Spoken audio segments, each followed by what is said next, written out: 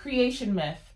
Agemo outwits Olokun, from the Yoruba people, West Africa.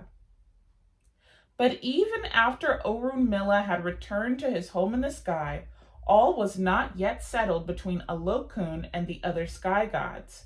More embittered than ever before by her defeat, Olokun began to consider ways in which she might humiliate Olorun, the god who had allowed Obatala to usurp her kingdom. Now the goddess was a highly skilled weaver, but she was also expert in dyeing the cloth she had woven. And knowing that no other sky god possessed greater knowledge of cloth making, she sent a message to Olorun, challenging him to a weaving contest. Olorun received her message rather worriedly and said to himself, "Olokun knows far more about making cloth than I will ever know, but I cannot allow her to think that she is superior to me in anything. Somehow I must appear to meet her challenge and yet avoid taking part in the contest. But how can I possibly do this?" He pondered the problem a very long time until, at last, he was struck by a worthwhile thought. Smiling broadly, he summoned Agemo, the chameleon, to his side and instructed him to carry an important message to Olokun. Agemo climbed down the golden chain and went in search of Olokun's dwelling. "The ruler of the sky, Olorun, greets you," he announced.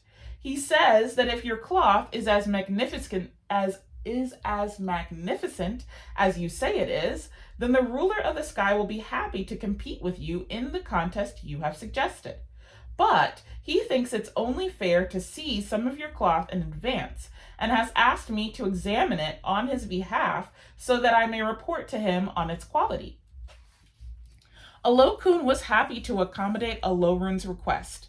She retired to a back room, and having put on a skirt of radiant green cloth, she stood confidently before the chameleon. But as the chameleon looked at the garment, his skin began to change color until it was exactly the same brilliant shade as the skirt. Next, Olokun put on an orange-hued cloth, but again, to her astonishment, the chameleon turned a beautiful shade of bright orange. One by one, the goddess put on skirts of various bright colors, but on each occasion, the chameleon perfectly matched the color of her robe.